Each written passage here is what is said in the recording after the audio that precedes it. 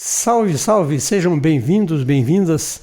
Eu sou José Cassiano e hoje o canal Prosa de Monte Alegre vai trazer dentro dessa série histórica mais um episódio de origem. O que vamos falar em origens nesse episódio? Vamos falar então da comunicação, para contar como é que foi, como é que iniciou a comunicação hoje no município de Telêmaco Borba, no estado do Paraná.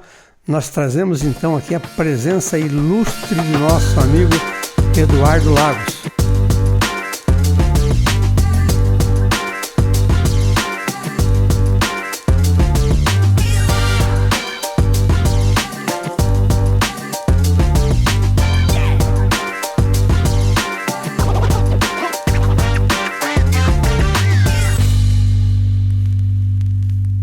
E conosco também aqui a Joyce, direto dos estúdios JRBM Produtora.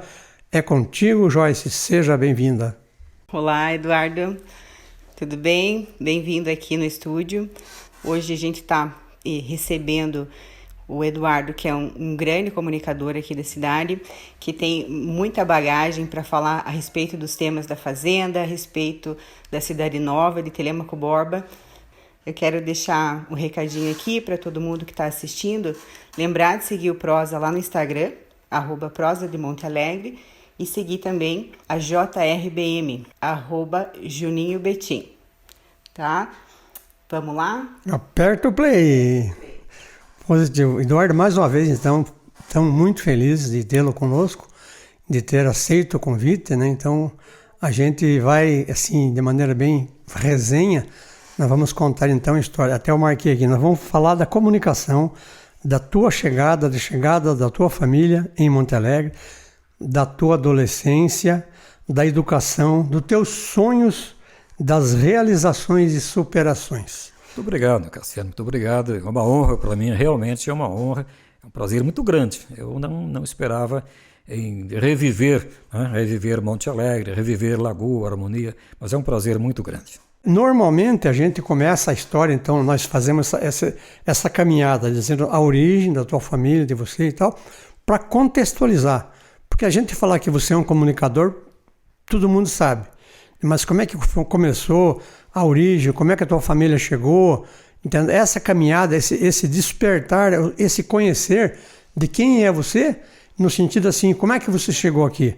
Então a tua história, assim, a tua oralidade que você conta na primeira pessoa é porque você não ouviu falar, você viveu, né? Então esse é a chave do negócio. Na verdade, meu pai é austríaco, né? Meu pai era austríaco, falecido. Meu pai era austríaco, veio da Áustria e correu Mato Grosso, Paraná, e veio para Monte Alegre, no caso a Harmonia, e teve o início de serviço na Klabin. E logo depois da Klabin ele passou a ser sapateiro. Isso tem outra história também, por quê, né? Meu pai então ficou na Lagoa. Ele ficou na Lagoa, conheceu a minha mãe. Minha mãe era de Castro, família de Castro, e se casaram muito cedo. Eu nasci em 45, no fim da Segunda Guerra Mundial. Foi bom. Nasci em 45 e meu pai teve essa dificuldade, que meu pai era austríaco e a Áustria pertencia praticamente à Alemanha. Então meu pai teve dificuldade porque nessa Segunda Guerra Mundial tantas nações, o Brasil, os Estados Unidos e tal, tinham como adversário Hitler e a Alemanha em si, né? Então meu pai ficou um tempo assim, praticamente impedido, por moral mesmo, de falar alemão, de tal, ficar quieto. Ele ficou quietinho na dele, mas papai era austríaco e veio para Telêmaco em 40, 42. Assim que começou a Klabin, ele veio para cá. Então, no caso, até o próprio sobrenome dele... Bona, é italiano. Meu pai é Carlos, é K-A-R-L, Carl Bona. Esse Bona, porque a região da Áustria que ele nasceu faz divisa com a Itália.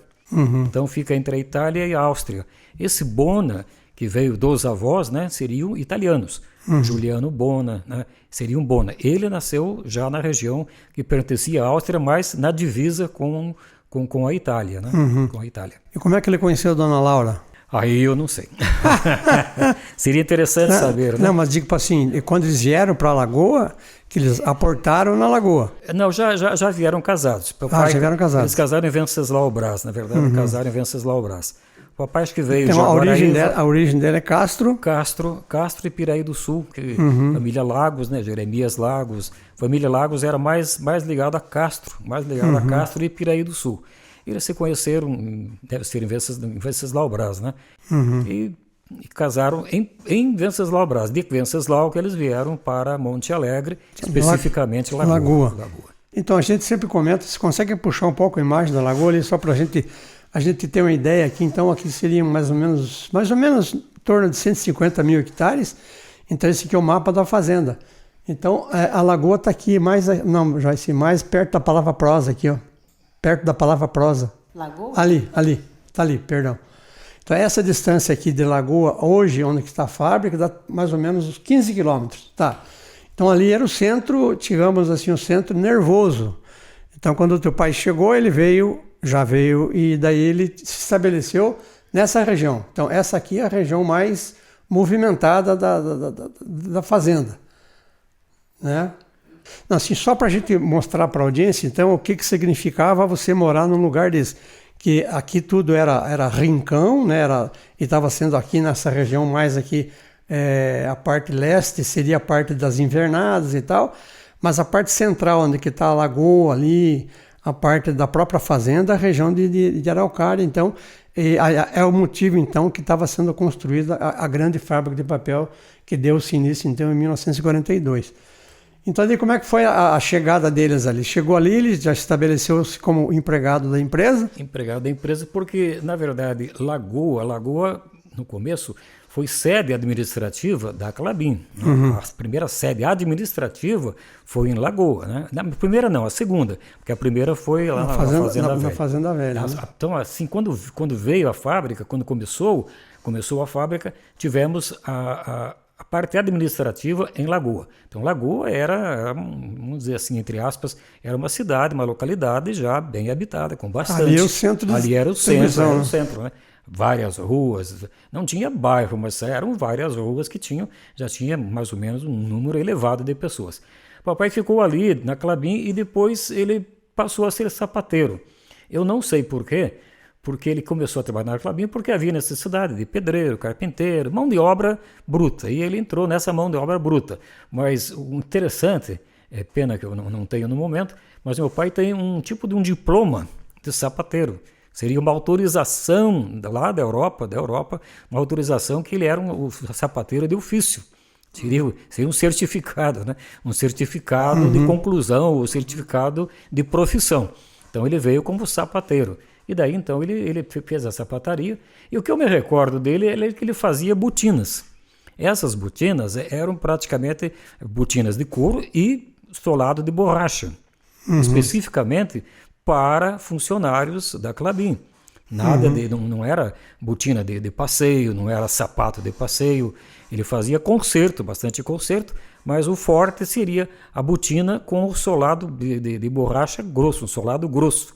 Seria um EPI. Seria praticamente para o trabalho bruto, de funcionário bruto, que tinha que andar nos bairros, no barro, na chuva e tal. Então, ele era de borracha.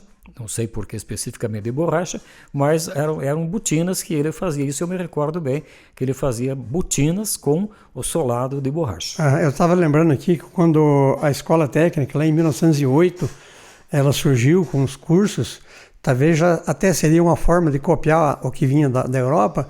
Os cursos eram artífices. Exatamente. Então, essa espécie, assim, o cara, ele era um artesão, mas ele tinha uma licenciatura, uma licença para trabalhar naquela especialidade. Mas então, assim, o que você lembra daí da Lagoa, nesse momento, assim, as pessoas que teu pai teve contato? Eu sei que você já me contou a respeito da relação que eles tinham com o pessoal que professava a igreja adventista, né?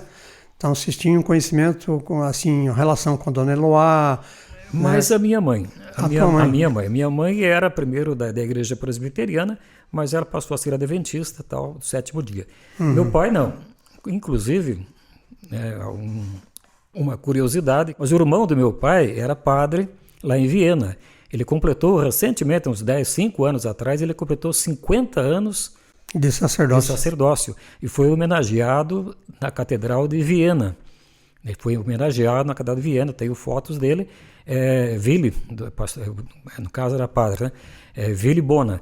Ele foi 50 anos ele foi padre na Áustria. E a igreja era católica, papai saiu de lá católico. E aqui, não sei se minha mãe influiu em alguma coisa, teve alguma influência dela, né? E eles passaram a ser adventistas do sétimo dia. E fundaram, não tinha essa liberdade na Lagoa. Tinha lá a igreja presbiteriana e a igreja católica, somente. Não havia restrições. Não havia restrições. Aí o seu Reinaldo Martins, que é pai da professora Eloá Martins Quadrado, o seu Reinaldo, a esposa dele também, eram adventistas e começaram a fazer reuniões assim em casa de família. Daí o pessoal se reunia na casa da dona Hermínia, que é a esposa do seu Reinaldo Martins. E lá fazia os seus cultos. Seu Reinaldo, pai da dona Eloá. Pai da dona Reinaldo Martins. Né? A dona Hermínia Martins, pai da Eloá. O Tito Quadrado veio também no embalo da dona Eloá. Eu acho que aí foi mais questão feminina mesmo. Tanto a mãe com meu pai, quanto a dona Eloá com o seu Reinaldo. E faziam reuniões, seus cultos evangélicos tal, no sábado, e foi surgindo, até que surgiu um número maior de membros, né? E fundaram praticamente a igreja. Não era ainda uma igreja, era uma comunidade que professava a doutrina adventista do sétimo dia. Isso começou lá em Lagoa. Tinha mais, eu não me recordo o nome, mas o seu Melquides, aliás, o pai do seu Melquides, que o Melquides era o nome do filho. O Melquides, inclusive, tem até um detalhe. Ele nasceu na Lagoa, criou-se na Lagoa, e foi estudar fora tal, e ele foi cantor, não, ele passou a cantar em coral da Igreja Adventista e foi membro do grupo musical mais famoso da Igreja Adventista, que é os Arautos do Rei. Aqueles que fazem, são 4 vozes, não tem instrumento, são 4 vozes apenas, que eu não sei porque não conheço música. Tipo Dom Capela, contralto, né? Tenor, tal e tal. São 4 vozes e que eles eram os músicos da Voz da Profecia, o programa do pastor Rubens Rabelo, Roberto Rabelo, que era transmitido no Brasil inteiro.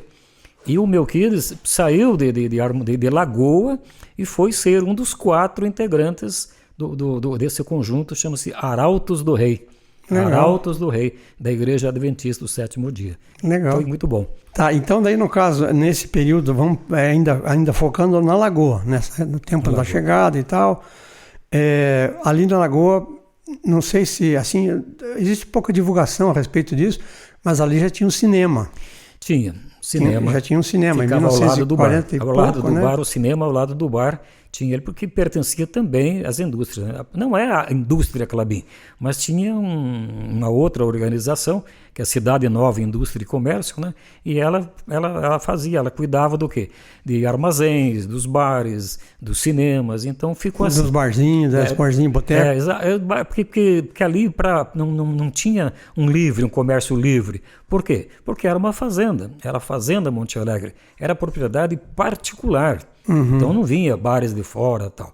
Tudo pertencia. Era uma concessão que fazia? Fazia. Então, por exemplo, ali o Bar Grande foi Harmonia. Lá o Bar Lagoa, chamava-se o Bar Lagoa, do lado tinha o cinema, o Cine Lagoa também.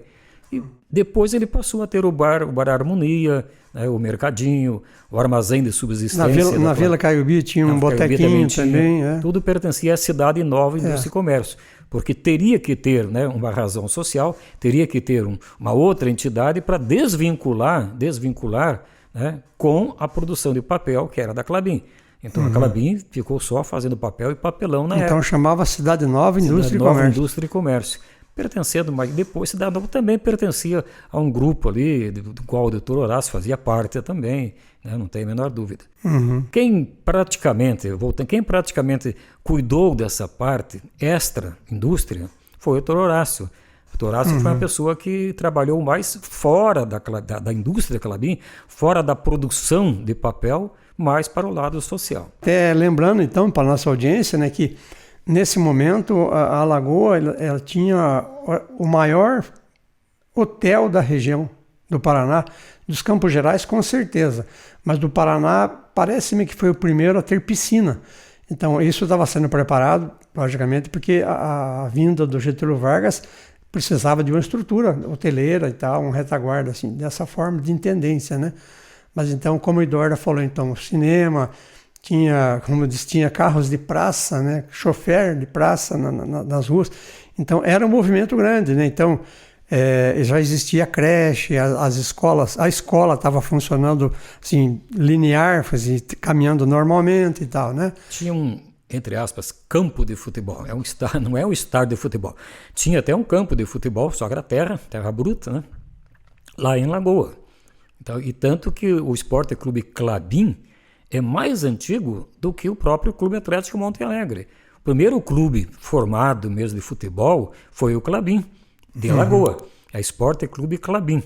Depois é que surgiu, em 1º de maio, lá de não sei quanto, surgiu o Clube Atlético Monte Alegre. 46, parece que, né? O Clube Atlético Monte Alegre eu não me recordo bem, mas o Klabin já veio antes, já começou antes, porque a Lagoa era mais movimentada que a Harmonia. A Harmonia não era tão movimentada. Viu? A Lagoa. E tem um detalhe interessante que o Esporte Clube Klabin, ele era alviceleste. Isso quem me contou foi o Chicão. O Alves Celeste. Alves Celeste. Depois, então, quando ele passa a ser Câmara, ele fica... E tinha um time... Alvinegro, né? Alvinegro. Eu posso até citar alguns jogadores da época. O goleiro Ticão, por exemplo, é excelente. O Ticão, o Osias, jogava muito bem. O Itão era um Bellini da época, sabe? O Itão não passava ninguém, não passava nada. Eu lembro do Nabor. O Nabor, eu lembro do Batista, do Boca. Exatamente. E na Lagoa, e tinha um chefão lá, o Heron Machado. O Heron não jogava, mas ele ficava chefe da torcida. Corneteiro. Mas com um detalhe também. O time de Harmonia, quando tinha um ou outro lá, e o pessoal de Piraí do Sul tal, ia jogar lá, tinha um medo danado, viu? Porque a torcida era mais fanática que a torcida do Corinthians, do Flamengo, do Vasco, era a torcida fanática. E essa torcida era comandada pelo Heron. Ninguém ganhava lá, entendeu? O máximo podia fazer é empatar. Porque se ganhasse, o Heron, o Heron dava conta de todo o resto. E daí não tinha VAR, né? Como é que vai fazer isso? Era que o juiz definia, né? E juiz, na época, tinha o seu... Em Harmonia já, né? O Clemente de Assis, o Hermenegildo, o José Andrade, que é o pai do Marcinho.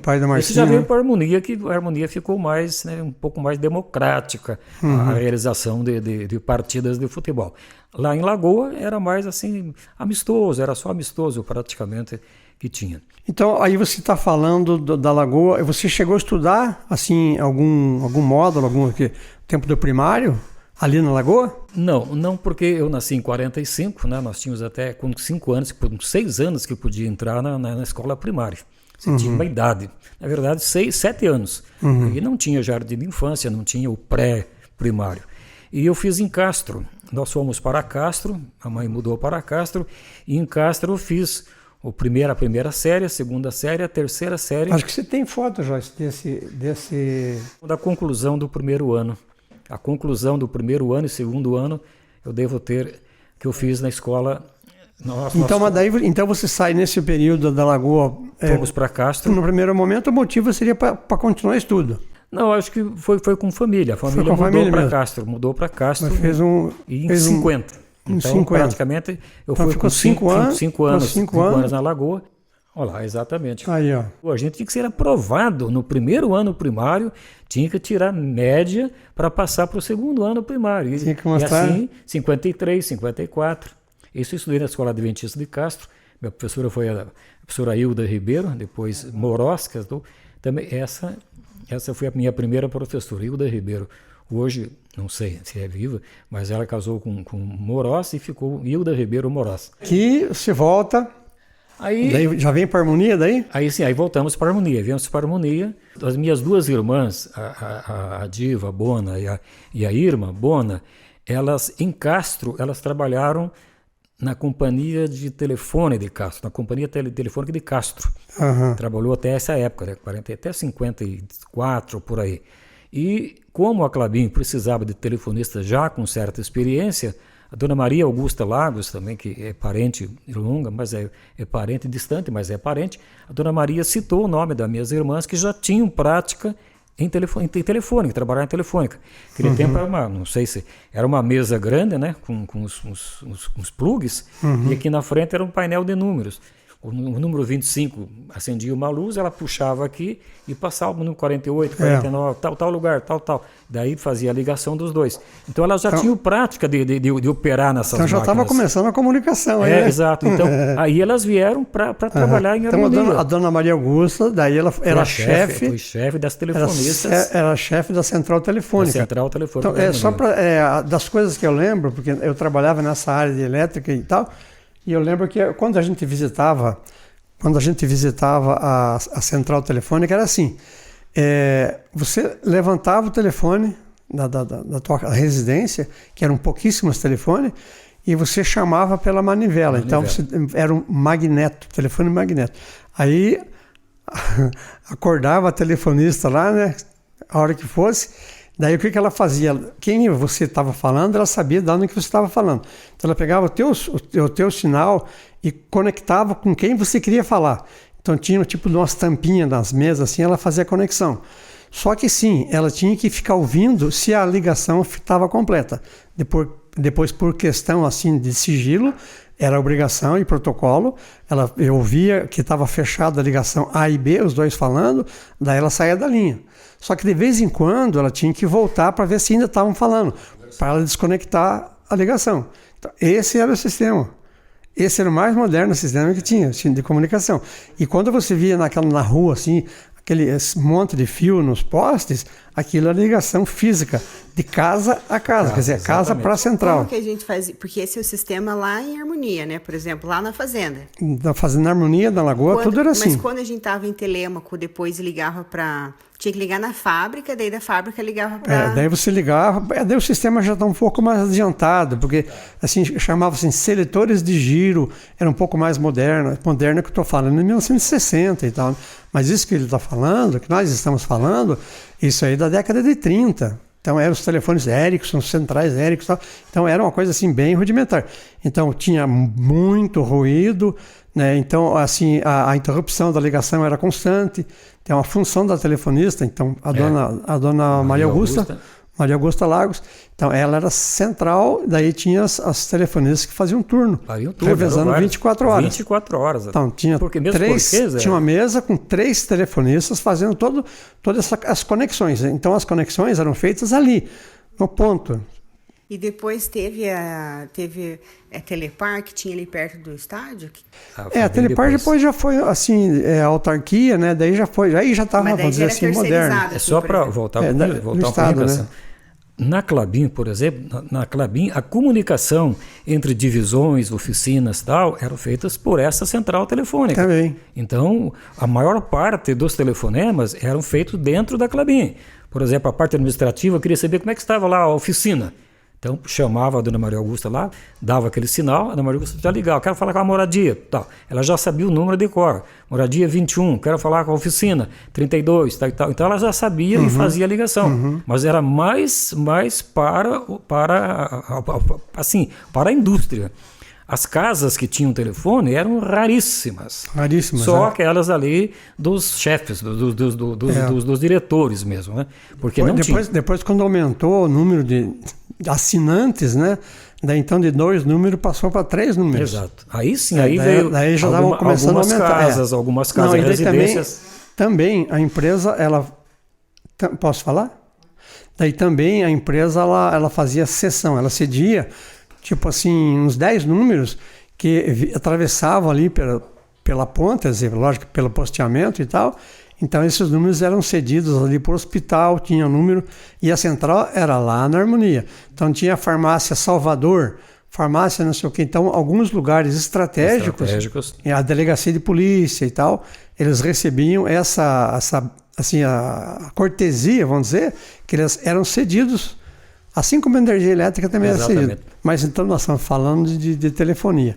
Então daí a dona Maria Augusta traz, daí tuas irmãs vêm para trabalhar aqui na Harmonia. Na telefônica em Harmonia.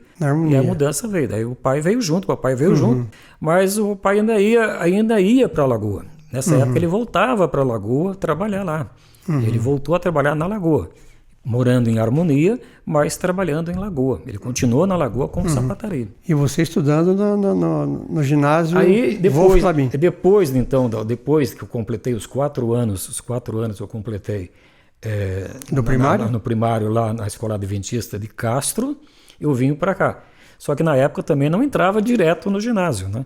Nós tínhamos que fazer um exame de admissão.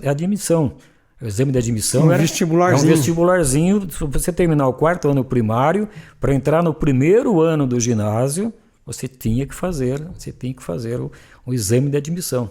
Português, matemática e básica. Você lembra onde que era esse ginásio nessa época?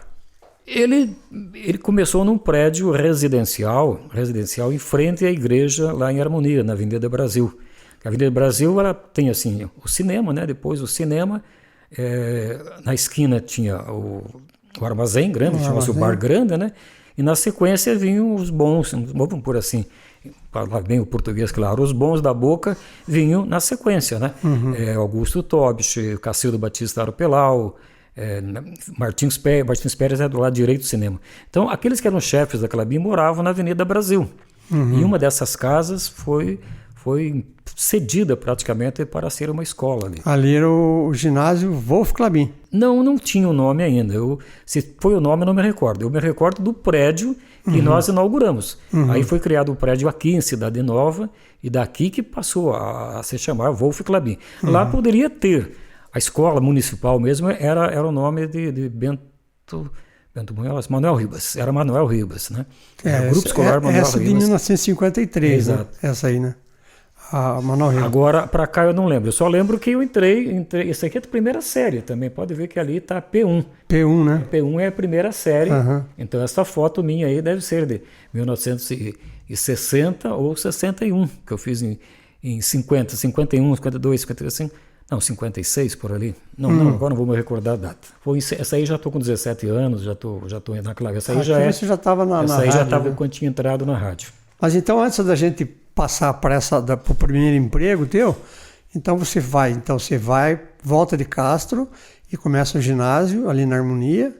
E daí. Mas logo em seguida nós já passamos ao prédio novo. E aqui em Cidade Nova, né? Na Cidade Nova, futura Telêmaco Borba, né? O prédio já foi construído lá em cima, lá no alto, hoje Avenida Paraná, né? Foi lá no alto da Avenida Paraná. Foi feito tipo de um hangar, né? Um hangar para ser o colégio, o ginásio, o colégio. E depois ele passou a colégio porque ele tinha mais salas de aula, começou o curso científico, então passou a ser colégio. Mas antigamente era ginásio. Me diga uma coisa, a gente ouve falar... ali como a cidade ainda era assim bem, existiam animais andando pelas ruas e tal, falaram que tinha um mata-burro ali na entrada do portão. Você não lembra? Do Wolf Clabin? Tinha sim. E mas a gente brincava que era o segundo vestibularzinho nosso, né?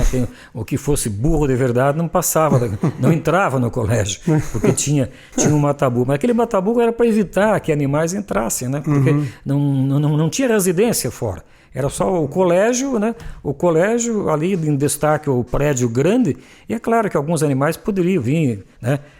Passavam por ali. Não sei de quem foi a ideia, mas tinha um mata-burro, realmente tinha um mata-burro. Para nossa audiência aí, né, para os bem mais novos, então entra no Google lá e vê o que é. Chama imagens lá e veja o que é mata-burro, né? Mas então tá, então daí você conclui o ginásio ali no Wolf Clabin? Não. O Wolf Clabin eu entrei em 61, 61, 62, 63 e em 64, quando ia concluir o ginásio, eu tive um problema com o diretor da escola e acabei desistindo do 4º ano do ginásio. Então eu não concluí o ginásio no Wolf Clabin. Fiz a primeira série, a segunda série, a terceira série e na quarta série eu tive, né, uma desavença, um desencontro de ideias com o nosso diretor. Esse diretor é famoso e só os antigos sabem, né? É o professor Custódio Neto, que hoje é nome de escola aqui na cidade. Custódio Neto. Seu Custódio era militar. Ele era de origem militar. E ele veio para cá a convite, ele veio, sabe, para cá preparado e tal.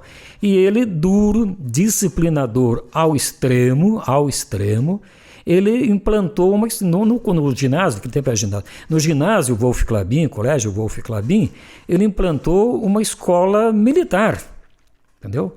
Nós entrávamos, ficávamos todos em fila indiana, em grupos, tinha que cantar o hino nacional primeiro, e ele fazia uma revista entre aspas, praticamente em todos os alunos. Nas meninas, veja bem, hoje seria proibido, hoje seria crime, mas ele fiscalizava o tamanho das saias das meninas. Por quê? Porque em 59, 60, 61 surgiu a Bossa Nova, surgiu a mini saia, Rio de Janeiro, Copacabana, né? E as meninas, claro, aderiram. E muitas, então, usavam um esquema diferente. A saia tinha que ser do joelho para baixo. Então elas tinham um esquema de dobrar a saia na cintura e a saia subia. Mas a hora que entrava no colégio tinha que descer. Passava mata-borda, tinha que ter ali, porque ele fazia assim uma inspeção. Ele passava olhando.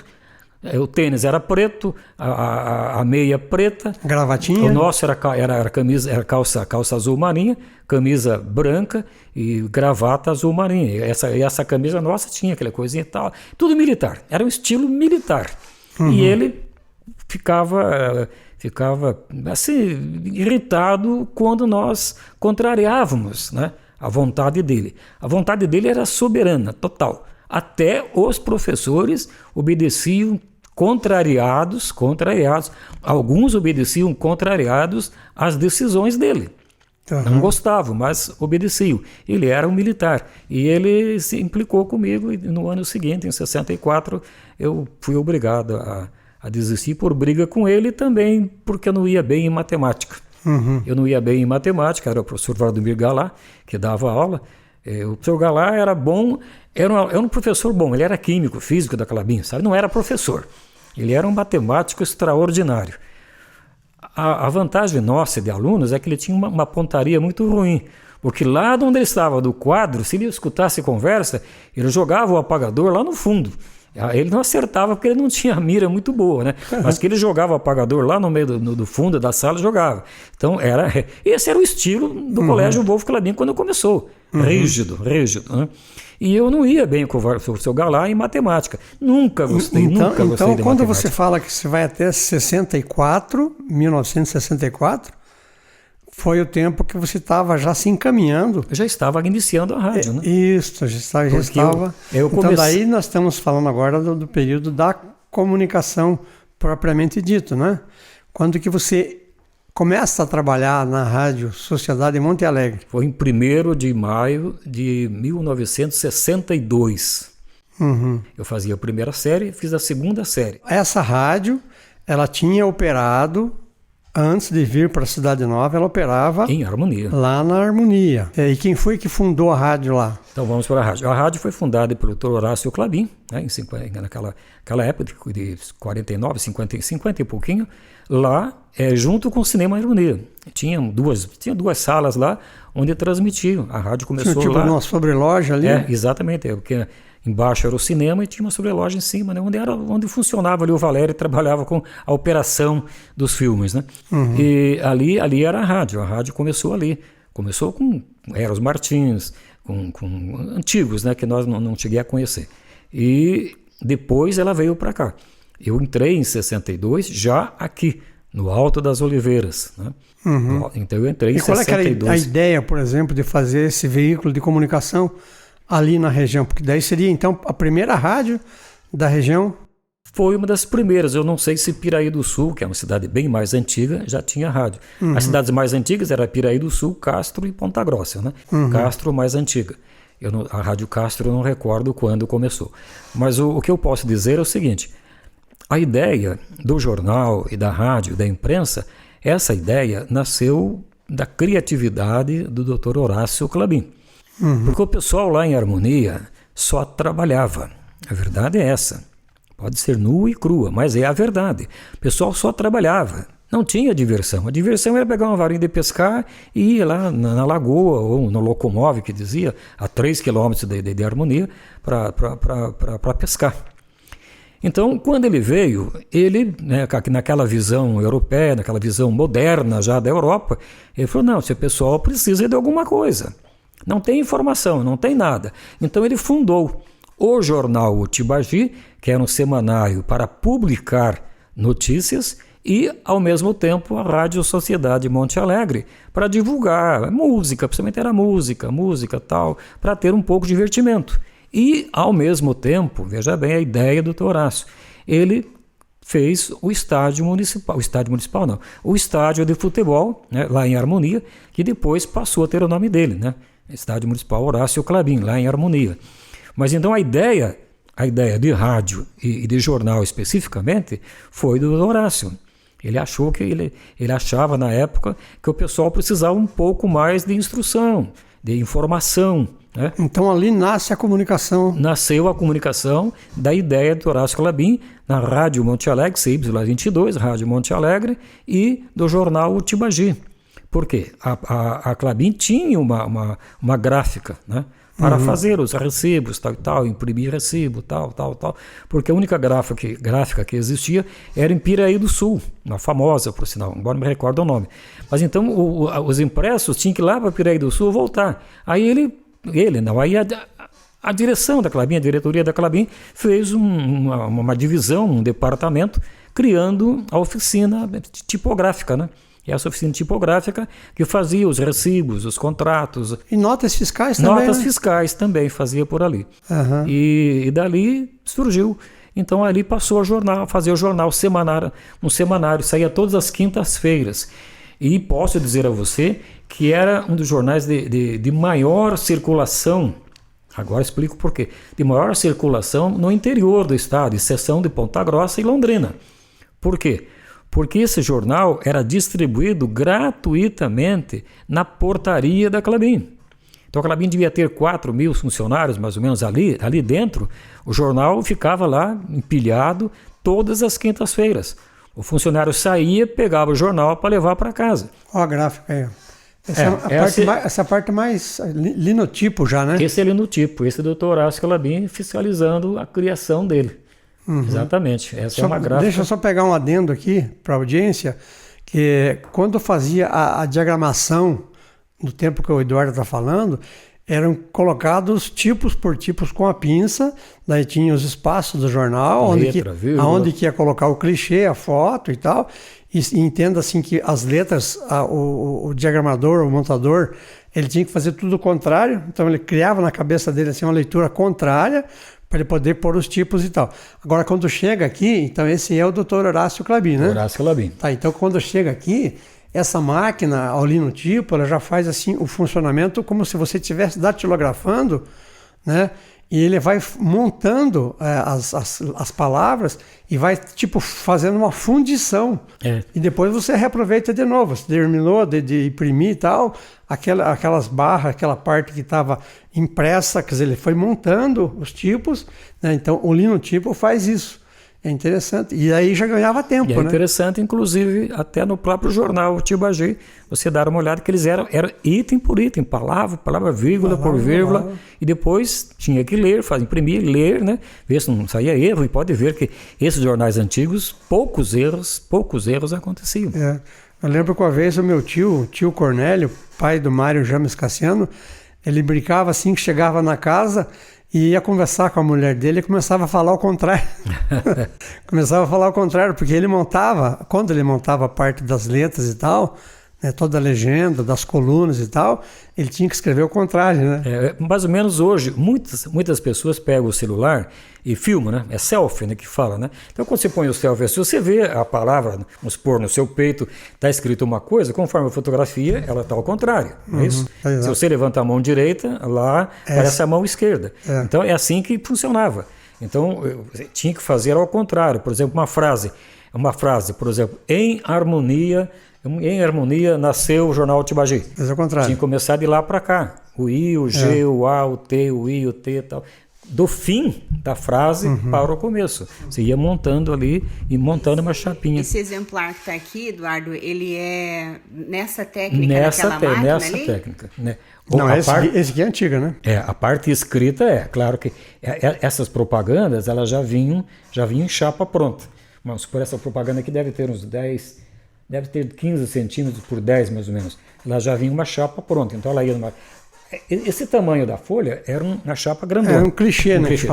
Era grande. Clichê, então, né? aí vinha, colocava aqui, ia na direita, colocava aqui na direita, apertava tal, e sobrava esse espaço. Daí, essa aqui eram colocadas letra por letra, numa outra chapa, e colocado e colando. Quando tinha um espaço meio vazio, assim, de 2, 3 centímetros, já tinha um clichê pronto, um tipo de clichê pronto, como aqui, por exemplo, o Tibagi. Então, era para preencher. E como que era a equipe do jornal? Tinha o departamento comercial? Na verdade... A dona Elê trabalhava fazia algumas crônicas? Sim, o jornal Tibagi, ele foi comandado pelo professor João Marenda. É professor porque ele era professor do colégio Wolf Clabin. Ele era professor de português e latim. Eu estudei latim com ele, primeira, segunda e terceira série latim. 3 anos de latim. E o João Marenda era o gerente. O gerente do jornal era o João Marenda. Quem escrevia bastante, cuidava da parte social e mais algumas coisas, era a dona Elê. A dona Elê não trabalhava no jornal, mas ela era supervisora do jornal. O João Marenda era o gerente, gerenciava o serviço e tal. A parte comercial não era como hoje nós temos uma parte comercial do jornal. Por quê? O jornal não visava lucros. O jornal, a gente fala da Clabin, não era da Clabin. Era da Cidade Nova Indústria e Comércio. Era praticamente do Dr. Horácio Clabin. Então o jornal não tinha lucro. Então ele tinha propaganda, as propagandas dele eram propagandas ligadas a própria armazém de subsistência, o Cine Harmonia. O Cine Harmonia anunciava quase meia página da semana, a loja Record, que era de pessoa lá de Harmonia, mas principalmente propaganda do cinema, porque o cinema era Dr. Horácio, o jornal era Dr. Horácio, né, e a rádio também. Então tinha propaganda da rádio, a programação da rádio saía aqui, a programação do cinema saía no jornal. Então o jornal saía nas quintas-feiras, daí tinha a programação de sábado, domingo, segunda, segunda, terça, quarta, segunda não. É até bom falar que o Cine Harmonia, nessa época de 58, 59, 60, 61, o Cine Harmonia funcionava em sessões diárias. Segunda-feira era folga, só. Terça-feira tinha uma sessão às 8 horas, quarta-feira uma sessão às 8, quinta às 8, sexta às 8, sábado às 8 e domingo tinha matinê às 14 horas, a primeira sessão às 19 horas e a segunda sessão às 9h30, 9h30. Então, tinha público para isso. Não, e às vezes tinha matinada também, que era na parte da manhã. Parte da manhã. Quando tinha, às vezes, os seriados, né? Então, eu lembro dessa parte, eu lembro. Eu sei que o matinê era à tarde, onde nós, a piazada que chamava, a gente frequentava, e à noite, o domingo, o mesmo filme passava no domingo, 2 sessões. Terça-feira era um filme, quarta-feira outro, quarta-feira repetiu de terça, eu acho. Quinta-feira, um outro filme, e sábado, um outro filme. E aí tem um detalhe também importante frisar. Monte Alegre, na época, teve um pioneirismo muito grande na aviação aérea. Porque os aviões, por exemplo, vinham até Curitiba e Londrina. De Curitiba para cá, ou de Londrina para cá, eles vinham de jipe, de ônibus, de caminhão, de carro, tal. Aí foi que a Clabin fez, por conta dela, o aeroporto lá em Harmonia. O aeroporto de Harmonia foi um dos primeiros do interior, só excluindo Londrina, Ponta Grossa, não sei se já tinha. Mas era pioneiro. Então, em cidades do tamanho ou maior, cidade de maior porte do que Harmonia, não tinha aeroporto. Eles tinham por quê? Para trazer os diretores, tal, aquela coisa toda. Mas, aqui voltando ao tema, por quê? O Dr. Horácio fez um convênio com alguém de São Paulo, ou do Rio de Janeiro, agora não me recordo, e esse alguém, ou essa empresa, trazia os filmes para a Harmonia via aérea. Então muitos e muitos filmes vieram aqui para a Harmonia passavam no Cine Harmonia no domingo, por exemplo, e na segunda-feira seguiam destino para Curitiba, Ponta Grossa, né? Outras cidades. Ou seja, o Monte Alegrense, quem morava em Harmonia... Era quase simultâneo, assim, exato, né, os lançamentos. Exatamente. Quem morava em Harmonia tinha o privilégio de assistir os filmes, né, antes de outras cidades, como Ponta Grossa, Cascavel, enfim, várias cidades que hoje têm 80, 100 mil, quase 200 mil habitantes. Porque os filmes vinham com exclusividade, através do contato do Horácio Calabim, vinham para a Harmonia. De Harmonia passava no Cine Harmonia e depois daqui tinha outro rumo, Ponta Grossa, ou Curitiba, etc. e tal. Então muitos filmes, sabe? Lançamentos bons assim. E que eram lançamentos bons? Sansão e Dalila, né? Filme Sansão e Dalila. Canhões de Navarone. Canhões de Navarone, A Ponte do Rio Quei. Enfim, Sansão e Dalila, quem que eu falei? Bom, enfim. Vento Levou. O Vento Levou. Esse eu assisti no Cine Harmonia. E O Vento Levou e eu assisti em Harmonia. Então esses filmes grandes, então eles tinham... Ben-Hur também, Ben-Hur. Esses tinham até 3 sessões, né? Às vezes podia até 3 sessões, porque o cinema, eu não recordo qual era a capacidade do cinema em Harmonia. Mas o pessoal que queria assistir, os assistentes, era um maior número. Por isso que domingo era o melhor filme, era o de domingo, em 2 sessões. Uma às 19 e outra às 21 horas. Só fazer um comentário interessante também, assim, para agregar informação. Essa expressão assim, enlatado, né? Porque os filmes, eles vinham enlatados, na lata mesmo, uma lata redonda, né? Com 5 centímetros, ali vinham as películas, né? Os filmes enrolados e tal.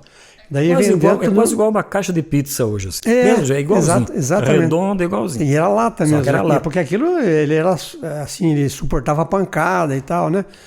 E daí eles vinham num saco de estopa.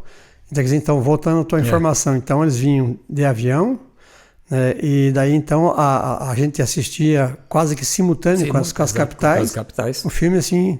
Porque eram poucas cópias, né? Eram poucas cópias. Então essas cópias vinham para cá, depois elas iam para outras cidades. Então era normal assistir 3 meses, 2, 3 meses de atraso de um lançamento, por exemplo. E isso na época, né? E a Harmonia tinha esse privilégio, porque o Dr. Horácio teve algum contato lá e vinha de avião. Vinha de avião, os filmes bons, vinha de avião para cá. E no jornal Tibagi tinha a programação da semana inteira. Em abril de 52, maio, né? 1º de maio. Dia 1º de maio de 62, eu tinha 16 anos ainda, eu vim conhecer a rádio aqui e tal, fui conhecer a rádio. Fui ver como é que funcionava, né? E a rádio ficava onde nessa época? Já estava no Alto das Oliveiras. A rádio já estava ali no Alto das Oliveiras. A rádio já era ali. Como é que era a chamada da rádio? Como é que fazia a chamada? Chamava o prefixo? Era ZYS22, Rádio Sociedade Monte Alegre. Aí sim passou. Do Alto das Oliveiras. Do Alto das Oliveiras transmite ZYS22. Rádio. Essa sociedade era obrigatório em certos determinados momentos. E aí tinha que dar o prefixo todinho. Talvez em problema de aviação, que você sabe desse detalhe. Nós tínhamos que dar meia hora, ou de hora em hora, saiu o prefixo completo. ZYS22, Rádio Sociedade Monte Alegre, operando em ondas médias 1580 kHz, ou quilociclos. Kilohertz passou para quilociclos. Então nós tínhamos que, hora em hora, tinha que sair esse prefixo com todos os dados. E Rádio Sociedade. Depois, por facilidade ou facilitar até a conversa, passou a Rádio Monte Alegre. Só falava-se Rádio Monte Alegre. Mas para você chegar nesse ponto aí, primeiro você entrou... Como é que você entrou? Você entrou na sonoplastia? Sim, eu vim conhecer a rádio. Vim conhecer a rádio e vi ali mais ou menos como é que era, tal. E vim através de igreja, porque as igrejas tinham programas, né? E eu consegui uma carona com um lá, eu quero ver como é que funciona, tal. E vim para ver como é que funcionava. Aí vi e gostei. E eu fiz amizade com um funcionário da rádio, que era José de Moura Ferreira, o Zezinho. E ele foi muito amigo, meu irmão dele era locutor, Douglas Ferreira, e o Zezinho era operador de som e fazia locução, mas era mais operador de som. E eu fiz amizade com ele e ele falou, vem à noite aí que eu te explico, eu te mostro como é que é. Então toda noite, isso depois que eu saí, aí depois que eu fazia ainda o ginásio, no dia. Aí à noite, na Voz do Brasil, que era 19 horas, ele começou a me explicar, a trocar disco, a colocar o disco, porque só tinha disco então na você época. saía do ginásio, do Wolf, e depois eu fazia passava um lanche lá e tocava para aprender um pouquinho com ele lá, fora do horário. Eu aprendia lá, a rádio, aprendi ali um pouquinho com o Zé Moura, como é que trocava, porque nós tínhamos a rádio aqui uma mesa grande de som, uma mesa de som com os botões e tal, aqui tinha o prato enorme, onde ficavam os LPs aqui, e do lado esquerdo outro LP. Então você tinha que controlar os LPs aqui, o volume dava aqui, você segurava aqui na mão. Você era um DJ analógico. Segurava aqui e soltava as duas. E o locutor ficava em outra sala no estúdio. Você tinha que ter muito bom de ouvido, que o locutor falava lá e você soltava aqui a música que ele pedia. Então você ficava de frente para ele. Ficava de frente para ele. Aqui na nossa frente tinha um vidro grande, né? Um vidro grande, ficava de frente para ele. Ele falando de frente para a gente, mas lá a sala era uma sala separada porque era fechado, tinha que ter acústica, né? Então a sala de locução era fechada, e aqui a nossa sala era uma sala grande, mesa que você ficava. Mas ele não pedia coisa que não estava combinado? Não, já tinha. Tinha sido combinado. Tinha combinado porque nós não tínhamos contato, às vezes ele falava por gesto alguma coisa e tal, a gente sabia mais ou menos o que era, né? Ia adivinhando alguma coisa, mas nem sempre a gente acertava, né? Quer dizer, tinha o roteiro musical, sabe, se ele errasse lá, anunciava lá, vai cantar Roberto Carlos, você estava preparado com Vanderlei Cardoso aqui, acontecia muito, né? Ele anunciava, agora vou estar Roberto Carlos, se soltava, era Vanderlei Cardoso. Daí ele voltava lá, eu errei, tal, não sei o que, brincalhão, tal. Ali começou praticamente essa liberdade do locutor. O locutor praticamente era só um locutor teórico. 2 horas, 14 horas e 10 minutos, tal, na sequência do programa, tal. Não tinha brincadeira. Aí começou a brincadeira, errei aqui, não é esse cantor, é outro, tal. Aí começou essa época de brincadeira. E quem se saiu muito bem disso foi um locutor que veio depois de mim, amigo nosso, o Orlando Galvão. O Orlando Galvão foi praticamente quem introduziu as brincadeiras na Rádio Monte Alegre. Que daí ele fez um programa, o programa dele é até um nome, é até esquisito, que ele mesmo criou, Diz que é Bom. É um programa que diz que é bom, mas o diz é do verbo dizer, diz que é bom. O pessoal diz que o programa é bom, mas ao mesmo tempo diz que é bom, era para discar. A pessoa pegava o telefone, né, discava para pedir música. Então ele fez diz que é bom. Muita ideia. Aliás, Orlando é muito inteligente, muito inteligente. E Orlando criou esse programa e começou a brincar. Orlando foi quem começou a brincar em rádio e ser ali um locutor, né? Um locutor apresentador. Então você começa em 62. 62. Podia ligar na rádio, Eduardo, para pedir? Podia ligar. Essa época tinha um programa famoso, que a Marisa Alonso apresentava, das 2 às 4, Gentilezas. Gentileza era um programa de oferecimento de música. Então, vamos supor, a pessoa fazia, não precisava ser aniversário, mas se a pessoa fizesse aniversário, era cartinha, mandava uma cartinha, quero ouvir a música tal com o Roberto Carlos, que é oferecer a Dona Maria lá pelo tal, para o aniversário dela, hoje, dia 20. Daí todo mundo escrevia, não fazia ligação. Então tinha aquele monte de carta, daí a Marisa Alonso apresentava. Agora, Roberto Carlos, tal músico, Vanderlei Cardoso, tal músico, Carlos Gonzaga, que era muito famoso. Marisa Alonso foi vereadora aqui no foi vereadora, tal. A Marisa Alonso, então, ela fazia esse programa. Era de oferecimento, gentilezas, oferecia música para os demais, né? E Orlando que veio com essa história do Diz que é Bom, e o Orlando foi quem introduziu o telefone lá dentro do estúdio. Ele brigou, introduziu o estúdio, o microfone. Aí ele atendia o ouvinte. No ar. Só que não podia atender muito, que a pessoa não sabia falar, e já podia mudar a conversa, né? Falar, e tua mãe, como é que vai? Teu pai, tal, fulano, teu vizinho, tal. Então, aí ele começou a cortar e fazia o Diz que é Bom dele, ele atendia. Foi ele que começou a ser um disc jockey, o Orlando Galvão. Eu trabalhei de 62 até 65 na rádio. primeira vez. Aí tem aquele contratempo com o diretor do colégio, que também daí você já estava saindo. Aí eu tive que mudar. A rádio, inclusive, me atrapalhou um pouco. Eu tive um contratempo com o colégio porque eu estava estudando de dia, né? Estudava de dia e trabalhava à noite. Ficava à noite na rádio. Já passei a trabalhar à noite na rádio como técnico de som em 62, 63. Dava tempo, dava. Aí a rádio precisou de mim no horário da tarde. E eu tive que escolher entre o serviço e a rádio. E foi quando à noite eu tinha problema com o custódio, porque eu trabalhava à tarde, chegava lá à noite e já ficava meio atrasado. Sempre chegava atrasado. E mais o cabelo ainda? Mais o cabelo para trabalhar. Né, tive um problema e daí eu optei. Não foi bem uma discussão. Discussão eu sempre tive com ele. Sair fora de sala de aula era quase todo dia. Porque ele vinha com aquela disciplina. Os demais professores não tinham problema. Ele chegava na classe, na sala de aula, voltando, e dizia assim, ele falava, você chamava tudo pelo seu nome, senhor, né? Senhor Eduardo, senhor Pedro, senhor Ede, senhor fulano, levantem, passe aqui, vem aqui na minha frente. Para ver se nós estávamos com a calça azul, se estávamos com sapato preto, se estávamos com meia preta, se estava com camisa branca, né, gravata, que a gente não usava. Não é que não usava, tinha que usar. A gente afrouxava a gravata. Ele já chamava atenção, era para puxar a gravata até aqui, tal. E o cabelo? O Pedro Louco também. O Pedro Louco, chamava Pedro Schemberg, ele tinha cabelo comprido. O Edio Roda também tinha cabelo comprido. E ele queria invocar. A esposa dele, que é a dona Kita, uma mulher maravilhosa, um dia ela falou para mim, muito tempo depois, ela falou, Eduardinho, não fique nervoso com o custódio, ele é assim mesmo, ele briga aqui, ninguém responde, daí ele quer um que responder, daí ele vai lá para brigar, porque você é o único que responde ele, fique quieto. Eu digo, mas não dá, né? Aí já vem da própria índole.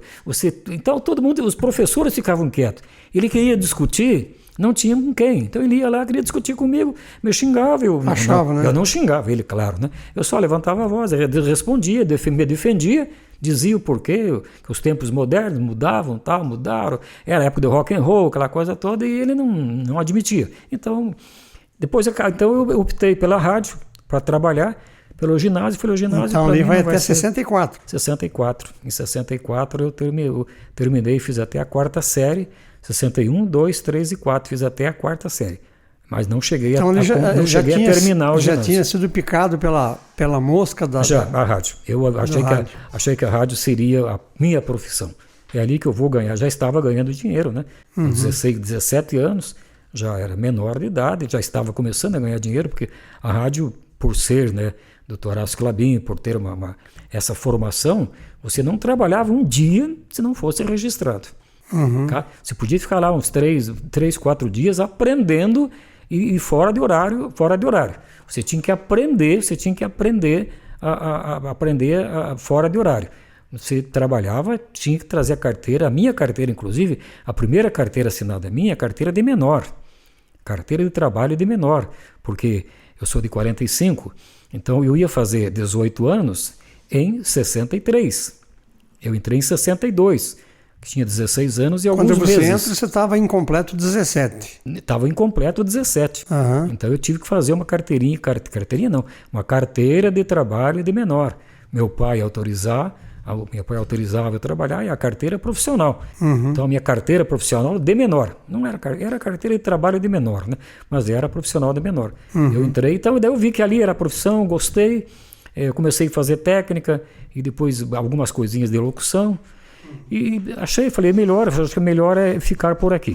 Então eu priorizei o serviço, que eu precisava do dinheiro, do que o estudo, que eu falei, amanhã eu volto com mais tempo, tal, etc e tal.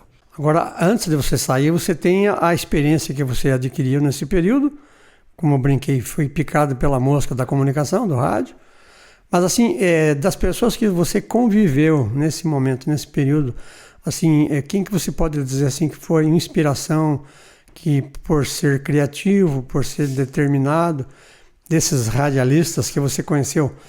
J. Batizati, Joaquim Aparecido Batizati, que era esposo da professora, que foi a primeira vereadora, tal e tal, né? Então, o Batizat, a gente fala Batizat porque depois ele tinha um programa no rádio, ele usava um programa, o nome de J. Batizat. Ele era o subgerente. O Dr. Ribas de Carvalho, na minha época, era o gerente, e o gerente, o Dr. Ribas, era o gerente da rádio e era também advogado lá da Klabin, da empresa. Ele tinha um horário lá, mas era o gerente, ele gerenciava, porque ele já tinha experiência em rádio. Foi narrador esportivo em Curitiba e tal. Então ele veio... Acho que ele foi da PRB2, não foi? Foi da PRB2. PRB2, né? PRB2, Rádio Clube Paranaense. Então quando o Dr. Ribas chega aqui, ele já tinha essa bagagem. Já tinha. Ele veio para cuidar praticamente, que foi para isso, né? Ele veio bem novo e daí ele já era o gerente. Então eu entrei, mas nele não me inspirei. Inspirei no Batizat, que fazia tudo em rádio. Ele fazia tudo, tal. Tinha um programa de auditório, que era o Clube do Piá. O Clube do Piá era em harmonia e depois veio para ser auditório do Cine Luz. Ele fazia um programa de auditório das 9 da manhã até 11h30, por aí, 2 horas. Porque o Cine da Harmonia ele tem um espaço, tinha, né? Um espaço para palco mesmo, né? Exatamente, e lá que ele fazia. E aqui ele fez no Cine Luz. Inclusive tem uma foto... Clube do Piá. Clube do Piá, porque Piá só nós paranaenses que falamos, né? Piá, eu falei Piá lá no estado de São Paulo, eles não sabiam o que era. Garoto, moleque, eu falei, moleque, você já está ofendendo o Piá. Chamar um Piá de moleque no Paraná, tá achando que moleque é travesso, é ruim, né? Uhum. Então eu falei, lá é Piá. Então era Clube do Piá, o clube do menino, né? O clube tal e tal. E era de auditório. Muitas meninas aqui, cantores, cantavam nesse clube. O Eduardo Moura Ferreira, por exemplo, cantava, imitava o Calbi Peixoto, era o galã, né? Casado com a Marli Trevisan. O Eduardo era cantor, ele cantava Calbi Peixoto e mais alguns artistas. O Mauro Antunes também? O Mauro cantava. O Mauro tinha uma cantava, acho que não sei se era Inês. Acho que era a Mara Rita também cantava. A Mara Rita era a estrela do Clube do Piá.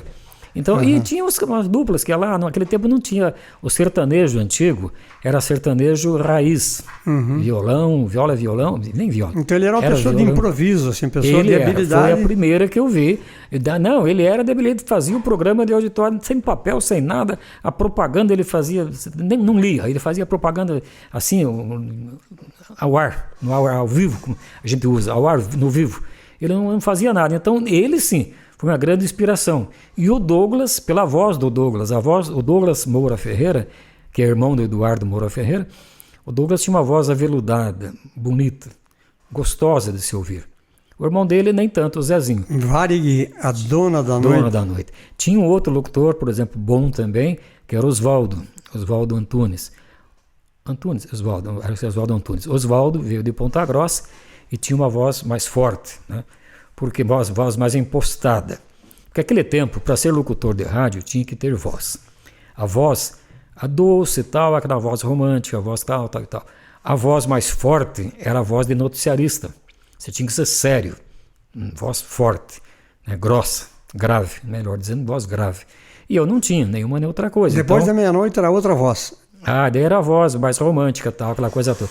Mas a voz noticiarista, eu nunca fui noticiário por causa disso. A voz tinha que ser um padrão assim, Heron Domingues, que era o repórter S. Aquela voz antiga. Não tive. Então eu comecei a gostar. Eu falei, não, eu vou chegar lá. Eu comecei a ver o Batizat de improviso e falei, não, eu vou conseguir. E ele mesmo dizia para mim, você vai chegar lá, faça a locução. E foi me dando chance de eu fazer locução. Eu lembro que um dia, na louca, ele falou assim, a gente chamou de Dadinho, ele falava Dadinho, né, que é meu apelido, né? Falou, Dadinho, vai lá e lê um texto. Eu falei, eu? Vai lá e lê um texto agora. No ar, né? E eu lembro que eu li o texto. Casas Pernambucanas. Eu li, 1 pode errar, 2 é possível, 3 é impossível. Aí o resto não vou lembrar mais. 1 pode errar, 2 é possível, 3 é impossível. Acompanhe a maioria comprando em Casas Pernambucanas, Aí eu li o texto. Li o texto, terminei e falou, tá bom, tá aprovado, pronto. Você vai ser locutor a partir de hoje. Estou precisando de um locutor para fazer as folgas, porque o locutor trabalhava, ele folgava. Um dia na semana, os locutores folgavam. Então você vai fazer um dia outro, você vai fazer vai ser o locutor assim, dos horários de folga dos demais locutores. Foi aí que eu me entusiasmei, o Batizati deu força, falou, não, você vai e acabou. E me deu força e eu comecei. Talvez, eu não posso falar, né, mas talvez, pelo Dr. Ribas, eu não seria locutor. O Dr. Ribas era mais, assim, mais rigoroso, mais forte, ele não era de conversar com os funcionários, sabe, assim, da rádio. Ele era durão, ele entrava como chefão da rádio, fazia o que tinha que fazer lá e voltava, durão. Não era muito de conversar, não dava muita bola para os funcionários. Quem ficava o dia todo ali era o Batizati. E o Batizati era gozador, brincalhão, tal. E ele foi, não, você vai trabalhar, e me colocou. E eu comecei a fazer a locução através desse impulso do Batizati, né? Então foi comentado, né, que o Joaquim Batizati, né? Joaquim Aparecido Batizati. Joaquim Aparecido Batizati, ele fazia então esses... Era tipo de um se vira nos 30, assim, sabe? Lá no Cine Harmonia, chamava os meninos lá, davam uma bola, controla aí tantas vezes, quem controlar mais leva aqui um saco, não sei do que lá, saco de feijão. Ter uns dois, acho que uns 2 ou 3 músicos lá, tinham lá, às vezes, um sanfoneiro, um violão para acompanhar. Alguém contava uma piada, então ele fazia os blocos assim, tipo assim, meio de impulso e tal. Né? Mas então tá, então você aí já tem tá contando. Só um detalhe também, que corre na internet hoje, até hoje corre, quando fala assim Telêmaco Borba, fala assim reunião, por exemplo, para fundar, não sei quem inventou essa, reuniões que aconteceram no Cine Harmonia para fundar o município de Telêmaco Borba. E tem uma foto do Cine Luz, um público grande ali, tal e tal, e alguém pegou essa foto, é minha, original, eu tenho a foto preto e branco, original. Alguém pôs que essa foto foi das reuniões para a criação do município. Nada Mas disso. Era o Clube do Piá. Era o Clube do Piá. Eu posso dizer até quem tinha ali, quem estava ali, sabe? As pessoas, uns 5, 6 ali, eu digo quem estava. Era do Clube do Piá, porque era tudo juventude e tal. Então essa foto que corre aí na rádio, na rede social... Vamos desmentir então essa fake news, Eduardo. Não, eu tenho a foto... Como que é essa foto? Escreve para nós. É uma foto batida, por exemplo, eu tenho aqui fácil. É foto... De costa para a tela e pega de o costa para a plateia. tela, de frente para o público. Aí tem umas meninas assim, tá, tipo sorrindo. Uma delas era a Lindalva Duarte, que era bonita, um pernambucano, irmã do Geraldo Duarte, do Nivaldo Duarte, do Clodoaldo Duarte. Ela tá assim, era bonita, a Lindalva. Do lado dela tinha a Maria Inês Sommer, a Inês não, a Inês Sommer, não? Eu acho que nessa foto tá o Leodete também. Tá o Leodete tá com o cabelão. Eu vi essa foto. O Leodete, tá o Leodete, tem a Beth, que foi esposa do Orlando Galvão, né? A Beth Sommer. Me parece que a irmã dela também faz, tá nessa foto. E, enfim, agora de cabeça é difícil, mas eu vendo a foto, eu posso defender. O Leodete está nessa foto. Então eles dizem que é foto da criação. Não, esse pessoal nem sabia o que era Cidade Nova, município. Então, ó, nada. Os checadores bateram o carimbo. Fake. Esse é fake news. Essa foto é do Clube do Piá. Do Clube do Piá. Foi batido lá do palco. Olhando então quem estava sentado alguém deu com a mão lá, mas aquilo era o auditório do programa Clube do Piá, que era comandado pelo J. Batizati. E houve em outra ocasião então essa reunião que o pessoal atribui essa foto ou não? Muitas reuniões aconteceram no cinema, lógico, mas isso a portas fechadas, porque como eu disse, quem mais batalhou para a criação do município foi Carlos Hugo Wolff von Grafen. Depois é que vieram outros. Então as reuniões, a primeira comissão era formada pelo seu Carlos Hugo e não tinha local. Então ele se reunia no cinema. O pessoal sentava ali. Uma espécie de uma audiência pública. Audiência. Ali eles sentavam ali, ficavam conversando sobre o que iam fazer, para reunir 10, 15 pessoas. Não tinha local. O único local onde podia agregar esse número eram os bares, e os bares não ia querer, né? Pessoal, o seu Carlos não podia nem entrar em bar, ele era totalmente contra, sabe? O seu Carlos era um homem maravilhoso. Então, então teve reuniões, mas as reuniões eram... Eu tenho uma foto, aí até ao contrário. tem uma foto de vários carros do lado do Cineluz e alguém pôs que o cinema tinha lotação grande. Veja, os carros estavam ali. Exatamente ao contrário. Os carros eram de pessoas que vinham para a reunião, para a criação do município de Telêmaco Borba. Ninguém. Quem ia para o cinema não ia de carro, não precisava. A cidade era pequena na época, né?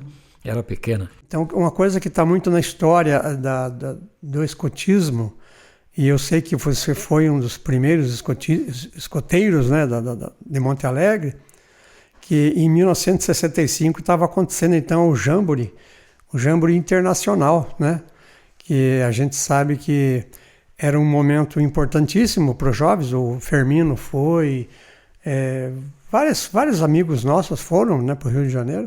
Foi uma experiência muito positiva. E ela teve ali no bojo, né, na parte da sustentação econômica, teve as mãos e a caixa forte do Rieder, né? Francisco Rieder. Que patrocinou e tal.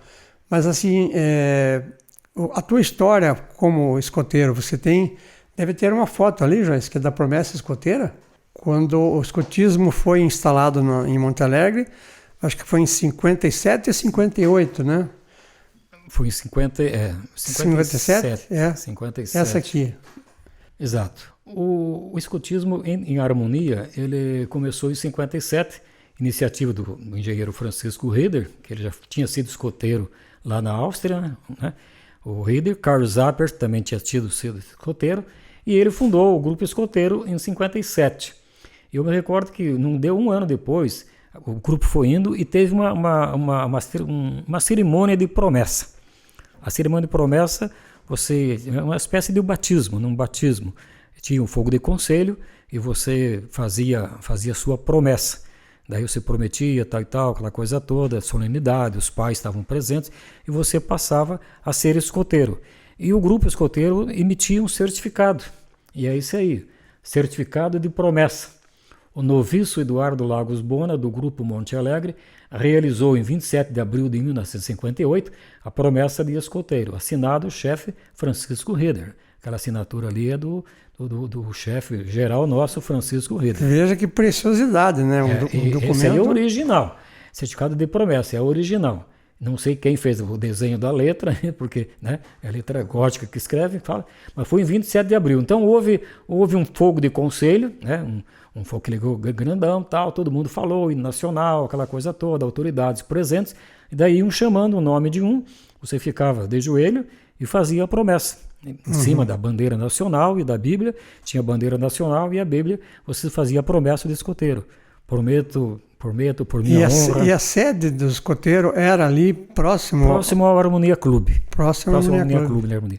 A gente prometia, prometo por minha honra, tal, ser fiel, tal. Tem gente que sabe de cor, eu confesso agora, no momento não. Mas você prometia ser fiel aos princípios, né, da democracia, do país, amar o país, tal, amar a pátria, falava o país. Tem essa foto aqui também, é uma foto bastante. Essa aí foi praticamente quando nós voltamos do Rio de Janeiro.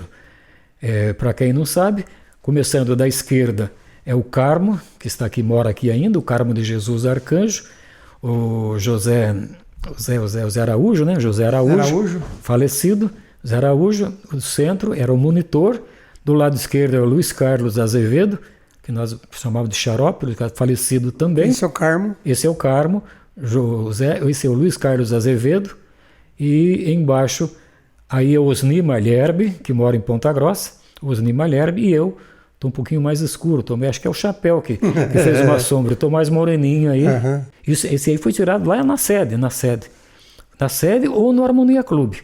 Uhum. Me parece que foi no Harmonia Clube. Acho que foi no Harmonia Clube. Acho que tem mais alguma de escoteiro aí também. Tem aquela que tem uma minha aí, essa aí. Essa aí sou eu, já com o cantil para fazer acampamento, o cantil lá lado esquerdo. As duas fotos são minhas, não sei. Foi o Zé Araújo que tirou, porque o Zé Araújo tinha uma máquina fotográfica, daquelas bem antigonas, já, na época já era antiga, mas era a única que funcionava, sabe? Essa aí sou eu. Essa cerca aqui lá na Lagoa? Não, em Harmonia. A sede é a sede dos escoteiros, que fica próximo. Olha lá, Se passava a estrada de ferro, à esquerda, antes do portão de entrada do Harmonia Clube, ali tinha sede. Essa aí já estou com a saudação, o dedo, né? Devia estar com uns o 12 dedo anos maior. aí, 13. 12, 13 anos, 58 que eu entrei, né? 13 anos. Aí aí quando entrei com 13 anos, assim, aí foi uma foto do Zé Araújo. Até a história do Zé Araújo tem uma que, na época, nós fomos para o Rio de Janeiro, não sei se você sabe, do Firmino deve ter contado.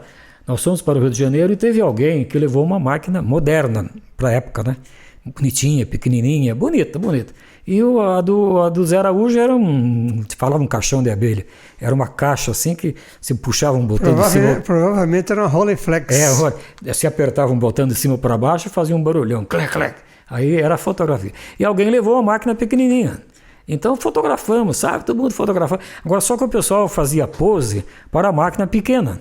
Lá, Corcovado, nós fomos conhecer o Corcovado, fomos conhecer o Pão de Açúcar, né? Então nós fomos lá, aquela coisa toda, e o Zé Araújo batia com a máquina dele, o pessoal brincava, essa caixa aí, brincava.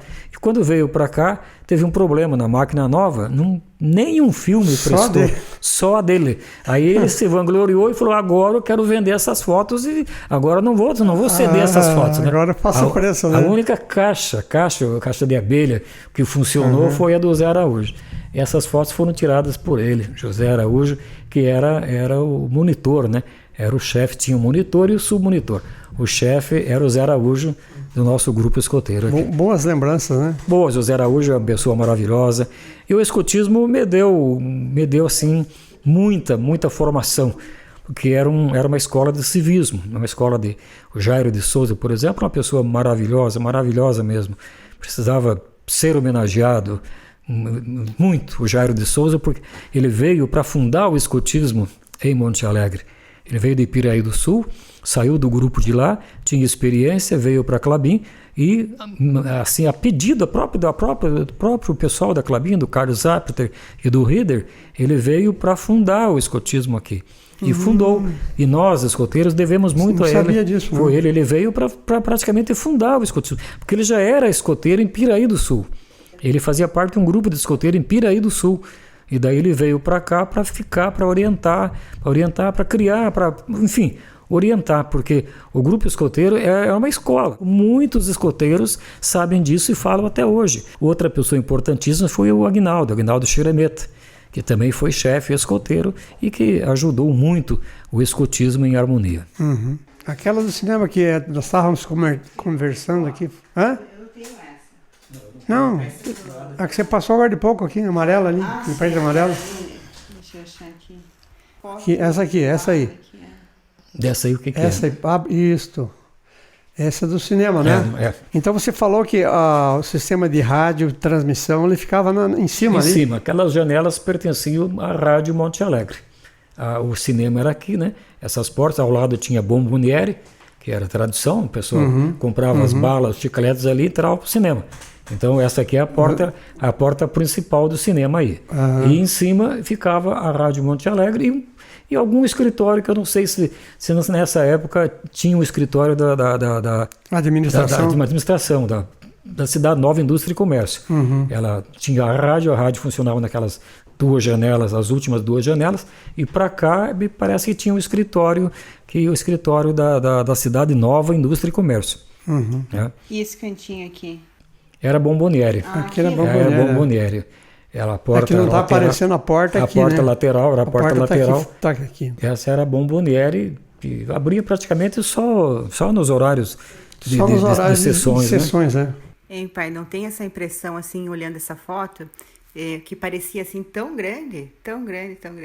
Daí, de repente, a gente vê, né, de novo e... Porque mas aí era o point, né? Aí o pessoal trocava gibi, eu não sei a capacidade interna de público sentado no cinema, né? Eu acredito, assim, no máximo 500 pessoas, né? Seria, bom...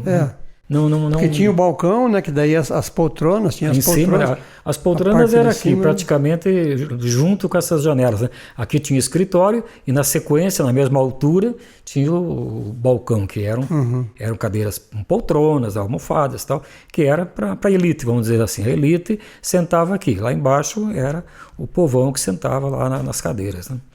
Porque queira ou não queira, a gente tem que fazer essa diferença. Em Harmonia, nós tínhamos 2 tipos de moradores. Os patrões, que eram os gerentes, os diretores da Klabin, e os operários. Então havia essa diferença social. As casas que foram dadas para os chefes morarem, era ali na Avenida Brasil, na Rua Beta, na Rua Gama, na Rua Gama, né? Na Rua Beta, Rua Iota. Eram casas de material, não era tijolo, era pedra. Então aquelas pedras bonitas, tal, aquela coisa toda. Então essa área central era da chefia da Klabin. E nós, os operários, nós filhos de operários, tínhamos a Vila Operária, a Vila Caiubi e a Vila Harmonia, lá onde era a feira, né? Então, e no cinema também tinha. E a Vila Paulista. A Vila Paulista lá. E nós então no cinema também tinha isso. Por exemplo, os diretores, aí vamos falar o nome, o seu Péricles, aquela coisa, o pessoal todo, eles não sentavam junto com o público, com o povão. Eles sentavam aqui na parte alta, que era a parte reservada, você não tinha que escolher, você não podia escolher lá, as poltronas eram reservadas para a chefia e para convidados. Então, se o seu Péricles quiser assistir um filme, ele podia levar um convidado dele lá. Nós não podíamos nem pensar em subir lá, porque lá era a tribuna de honra, digamos assim, né? Era da chefia. Essa distinção que você fala, realmente ela existiu. Ela existia, né? E hoje a área inclusive, técnica e hoje, inclusive, nós temos amigos da época, e teve uma delas, que era filha de um grande diretor da Klabin, que falou, olha, infelizmente existia, nós temos que admitir que existia, mas não era social, era uma questão funcional. A Klabin dava as casas melhores para os chefes, as casas mais simples para os operários, e o cinema era dividido e tal, mas isso era normal, não tinha de nós, as crianças, nós brincávamos todos juntos, não tinha, sabia que era filho de fulano, mas brincávamos. Tanto que quando o Clube Atlético Monte Alegre, eu acho que foi ali em 51, né, que foi feita a sede social, então assim, enfatizado que realmente dali era um clube para os operários, né? Exatamente, então, porque o Harmonia Clube... Ou seja, aí você já define a posição, né? O Harmonia Clube era um clube social da elite, da diretoria. Nós não entrávamos no Harmonia Clube. Nós, que eu digo, nós filhos de funcionários. Então, não tinha como. Então foi feito o Clube Atlético Monte Alegre, a sede social, para que tivesse bailes, shows lá no clube. Lá foi para os operários. O Harmonia Clube era especialmente para a diretoria. Tanto que para ser sócio do Harmonia Clube, você tinha que ter a profissão lá de chefe lá da Klabin. Não era qualquer um que entrava. Funcional, né? Exatamente, o funcional era isso. Então, o funcional era nessa base. Então, isso sempre existiu. Essa é a sede do CAMA. Em 1950 ali, ó. A sede do CAMA, inaugurada em 15 de novembro. Além da inauguração, era um feriado. Quem olhar esse pessoal, tudo de azul e branco aí, é porque era praticamente pessoas ligadas a algum colégio, alguma escola tal e tal, porque o azul e branco predominam, né? E azul, branco, preto e branco. Era uma data cívica, 15 de 11, deve ter um desfile e uma solenidade e tal. Esse é o Bar Grande, o famoso Bar Grande. Lá em cima, em cima era a sede social. Lá eram os bailes, ele ficava em cima. Embaixo era salão de bilhar. Mesa de bilhar. Tinha várias mesas de bilhar ali, né? E que o pessoal se divertia mais com mesa de bilhar na época, né? E esses carros que estão parados aqui, puxa mais para cá, faz favor. Aqui são os carros de praça, né? Os táxis. Eram táxis lá. Né? Ali ao lado ficava, falando de 1950. No fundo, um pouquinho mais para lá, onde estão dos carros, tinha uma quadra de basquetebol, e voleibol, basquetebol. O nosso basquetebol nessa época era um dos melhores também do interior. O basquetebol teve atletas, tudo atletas amadores, claro, até hoje não se fala em profissionalismo, mas amadores da Klabin, funcionários da Klabin, que jogaram aí, e um deles foi até para a seleção paranaense, né? E era difícil. Aqui em Curitiba nós tínhamos 2, 3 clubes famosos de basquetebol. E eles vinham jogar aqui, não tinha campeonato estadual na época, Mas aqui a gurizada, quem não jogava bola de futebol nos Coroinhas e lá no Esmaga Sapo, né? E vinha aqui jogar basquetebol. Aqui era elite. E depois colocaram 2 traves e fizeram futebol de salão aí, mas não vingou, não. Ficou mais basquetebol. Esse tempo que o Eduardo está comentando, a quadra era de saibro. Exatamente. E as marcações de círculo central, garrafão do basquete e tal, era com tijolos. Ou seja, se fazia uma valeta, os tijolos eram acomodados. Só que assim, quando começava o saibro espaçar demais, daí ressaltava então esses tijolos, e excelente para tropicar. Não, e a bola mesmo não parava, porque não era bola, a bola era de capotão também. Então, e a bola era ruim, era difícil, e aí tivemos bons jogadores aí. Era sofrível, né? Darcy Verdun, o Stefano, e tinha bons jogadores. Então, a formação acadêmica, né, quando você começa a caminhar, porque você sai daqui, você passa por Sorocaba, e como é que foi então essa trajetória, ainda dentro da formação acadêmica? Primeiro, saí daqui em 65 e parei na primeira cidade próxima, parei em Siqueira Campos. Né? Em Siqueira Campos eu comecei a trabalhar na Rádio Bom Jesus. Rádio Bom Jesus. A rádio era uma emissora nova, pertencia à comunidade, não à igreja, mas à comunidade católica. Né? A comunidade católica tinha o padre que gostava demais, né? O padre gostava demais de rádio, e assim, de tecnologia também, né? Na época, né? E ele fundou essa rádio, era a Rádio Bom Jesus, porque lá em Siqueira Campos, eu não entendo, mas é o Bom Jesus da Cana Verde, é ali o Santo Protetor que eles falam, né? Então, e a rádio ficou o nome de Rádio Bom Jesus, e eu saí daqui, cheguei lá, tinha 2, 3, 4 funcionários começando, a rádio não tinha nem prefixo, não era nem ZYS, estava em caráter experimental. E eu cheguei, parei por lá e conversei, o padre me chamou, eu falei com ele, o que é? Eu falei, eu fiz locução em Monte Alegre, lá em Telêmaco Borba, tal. Aí eu fui para lá e ele falou, não, mas você já tem experiência e tal. Então eu entrei, fui o primeiro profissional praticamente a trabalhar. Só que como a rádio não tinha nem prefixo, eu não fui registrado. Eu trabalhei um ano ali, um ano eu trabalhei sem registro. Mas, ao mesmo tempo, eu concluí no ano seguinte o ginásio. De Siqueira Campos, eu fui para Sorocaba. E é claro que a gente vai conhecer o quê? A rádio, que é o que eu gostava, eu trabalhava, né? Então, eu fui conhecer as emissoras de Sorocaba. A Rádio Clube de Sorocaba, a Rádio Vanguarda de Sorocaba e a Rádio Cacique de Sorocaba. Eu tinha um primo meu, o primo me levou nessas 3 emissoras e eu fui conhecer. E lá na Vanguarda ele me apresentou, isso aí é locutor lá no Paraná, e tal, já trabalhava em rádio, só me apresentou. E coincidentemente, estava faltando um locutor na época lá, né? E o Salomão Pavlovski, que é o dono da Rádio Vanguarda, amigo pessoal de Silvio Santos, que eu falei, ele disse, você é locutor? Eu falei, eu sou locutor lá. E ele falou, você não quer vir para cá? Vê o que você faz aí. Daí eu falei, eu sou locutor e redator. Que aqui em Monte Alegre, aqui em Telêmaco Borba, eu passei também a redigir as notícias. Não apresentava, eu redigia as notícias para o locutor ler. Então eu redigia a notícia, uma notícia, um fato, eu redigia em 2 vozes, né? E cada um lia uma frase. Então eu dividia a notícia e tal. É o redator, noticiarista. Daí eu falei, daí ele falou, então tá, vai lá, deixa eu ver. Vem cá. Entrei na redação, ele tinha uma máquina, tinha aquelas máquinas, ele falou, bata uma notícia, faz uma notícia aí. Quer dizer, invente uma notícia, né? Aí eu falei, bom, vou inventar qualquer coisa, né? Qualquer uma, né? Aí inventei uma notícia ali, bati, era rápido, né? Eu era datilógrafo, né? Bom, bati ali, ele leu e falou, vá lá e leia. Eu falei, pá, já era locutor, né? Daí eu fui lá e li o que eu comentei, tal, gravação. E ele falou, tá bom, eu só posso pagar tanto, tal, se quiser começar, já semana que vem pode começar.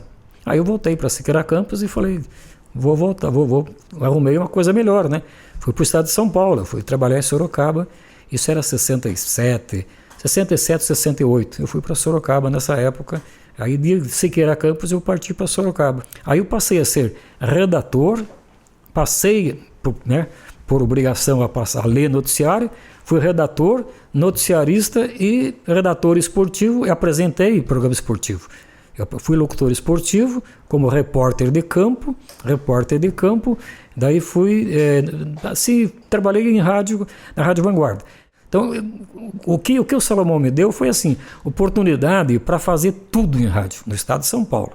E me deu a oportunidade de conhecer várias cidades. Nesse caso, então, nesse momento você está ali em Sorocaba e você estava precisando fazer a formação acadêmica. Continuar. Aí eu continuei em Sorocaba. Continua então. Aí em Sorocaba foi o seguinte, como eu não gostava de matemática e tive problema aqui em matemática, né? Como eu já não gostava de matemática, lá tinha naquela época o curso clássico.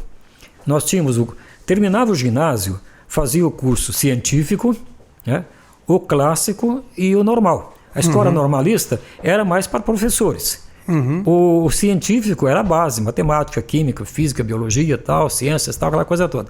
E o clássico, pelo próprio nome, era clássico.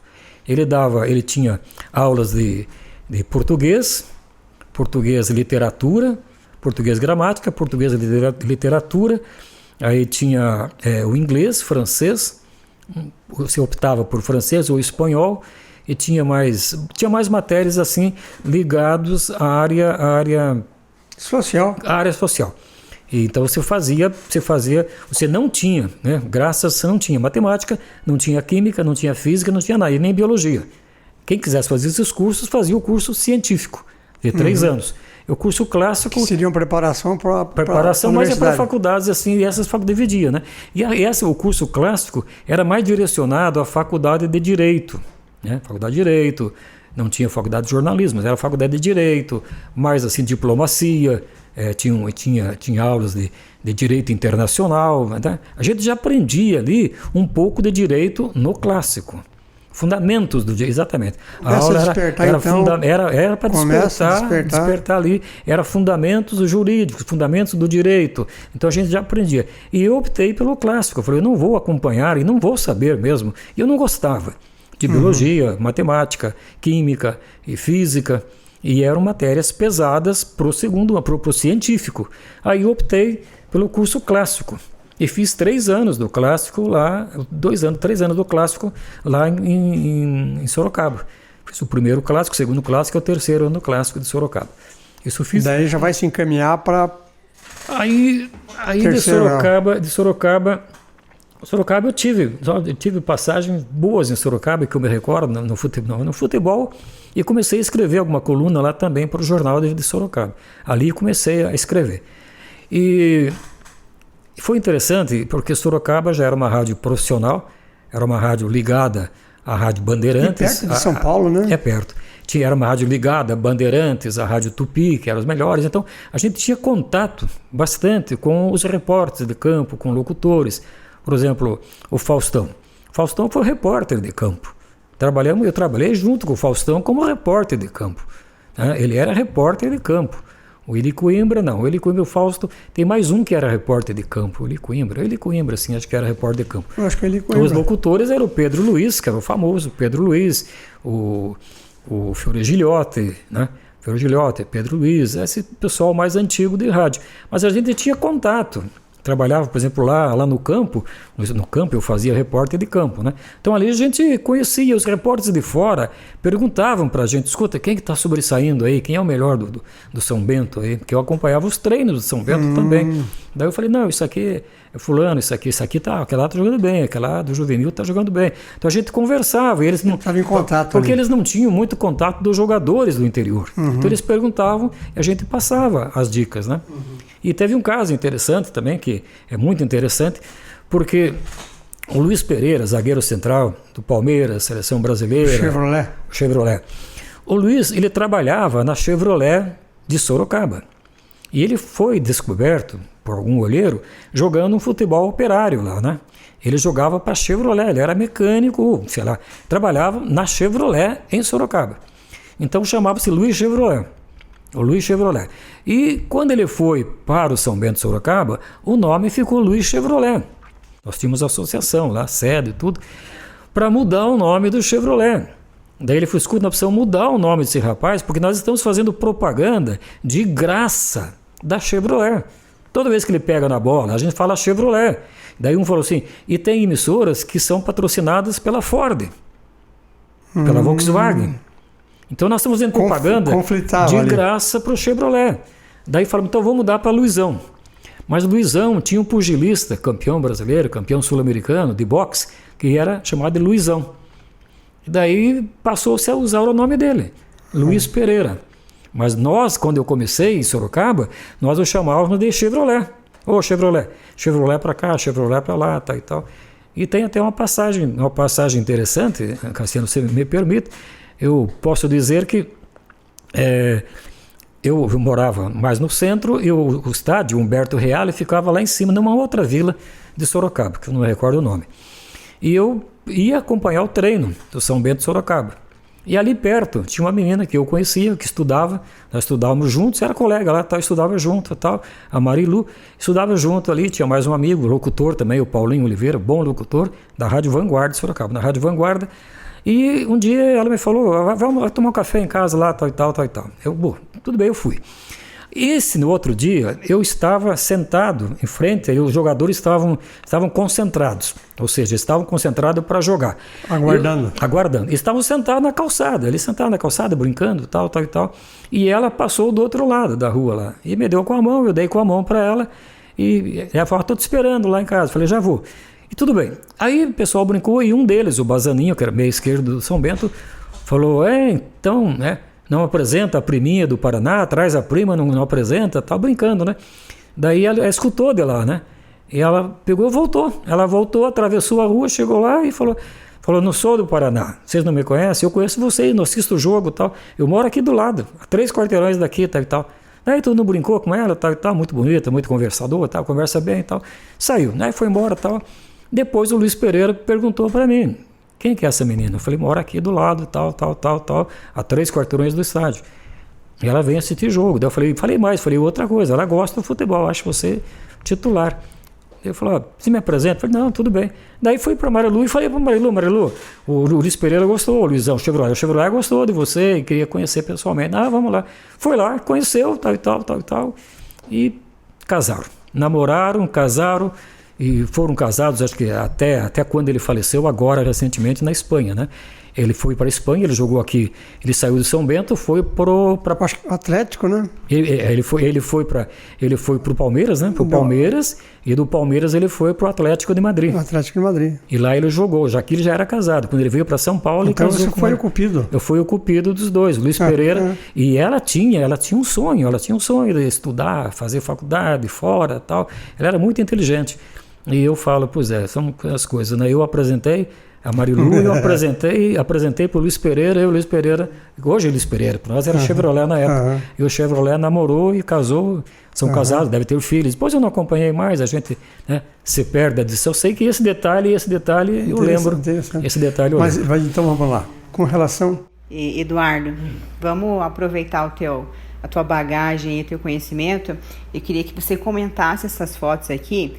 Tem fotos do começo do BNH, começo das 100 casas também? Por exemplo, essa foto aí é a foto que desce ali do Wolf Clabin, olhando para o bairro chamado 100 Casas, Nossa Senhora de Fátima. Essa rua aqui é a Avenida Eutálio, né? Eutálio Ribas, né? Eutálio de Castro Ribas, né? Que era o pai do C. Castro Ribas. Essa é a rua que desce para o principal. As primeiras casas eram 100 casas, por isso que nós chamamos núcleo JK, que ficava à direita aí da foto. Aí, como houve muita inscrição, aumentaram para mais esse núcleo aí, que esse é o segundo núcleo que era chamado de JK. São as casas que compõem. As 100 primeiras casas estão à direita aqui, que não aparecem na foto. Descendo aqui à direita, a Avenida Nossa Senhora Aparecida, aquela grande, à direita, exatamente. Do lado de cá dessa rua, que é a rua principal que vai para 100 casas, aqui à direita que era 100 casas. Essa aí já é outro núcleo habitacional. Aqui onde está o carro aqui é a descida da delegacia? Não, é a outra, aqui desce do Wolf Clabin. Aqui desce aquela que vai para Praça dos Pinheiros, tem aquela rotatória, e vai para Praça dos Pinheiros, né? É aquela rua principal que desce. Tá. Aí eu na Florida, desce ali, a outra vamos desce. ver aqui, ó. Esse é o núcleo, do Atacar, núcleo do 100 Casas, né? E aquela baixada ali, que é, se você voltar a foto, vamos lá. aquela Aquela baixada ali é um campo de futebol. No mapa original de Cidade Nova, esse seria um estádio municipal. Inclusive já estava até dando o nome da Baixada. Baixada das 100. Aí é o campo do futebol. E funcionou um tempo. A trave era para cá, uma trave aqui, outra trave lá, e jogaram futebol aí. Mas aí, no mapa original, era para ser construído o estádio de futebol de Itaberaba-Tubã. Era para construir estádio. E essa área, eu não sei se não pertence até hoje ao município. Foi dito que pertence ao município ainda de Itaberaba-Tubã. Lá em cima é o cemitério, é 100 casas aí. Praticamente tem 100 casas de maneira de falar, porque eram 100 e aí tem mais de 100. Depois o conjunto foi feito, não recordo, é cooperativo, habitacional, alguma coisa lá, fez essas 256 casas.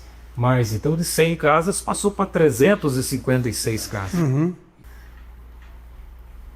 Aí seria. Tá difícil, né? Deixa eu ver se. Aqui.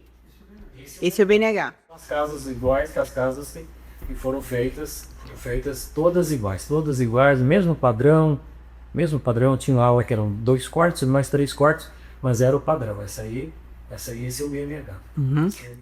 Aqui como quem vai sentido lá pro minicentro. Eu acredito que sim.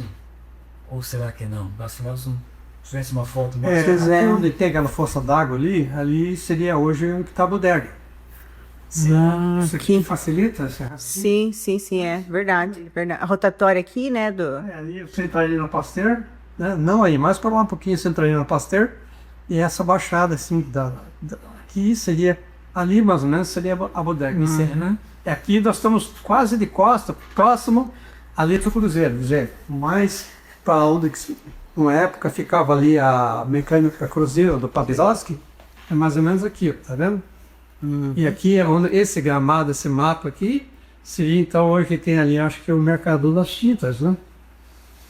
Então tá, vamos lá, vamos ver na cabeça do menino que nasceu na Lagoa, que às duras penas aprendeu a comunicação, primeiro foi a sonoplastia, depois a locução, viajou, andou pelas rádios do interior do Paraná, e agora nessa foto aí, o Maracanã com a lotação máxima. Máxima. Com 2 craques. O goleiro da Alemanha, que é o Maier. O Rivelino, que estava completando aqui 100 jogos de seleção. 100 jogos com a camisa da seleção brasileira. E esse aqui, o Voits. Então, e o locutor que está ali, o locutor que vos fala era... Eduardo Lagos. O que passava na cabeça do menino que veio lá da Lagoa e estava aqui com o Maracanã cheio? Esse foi o momento mais assim impressionante que eu tive, né? Mais interessante e mais emocionante, melhor dizendo, que eu tive em toda a carreira de radialista.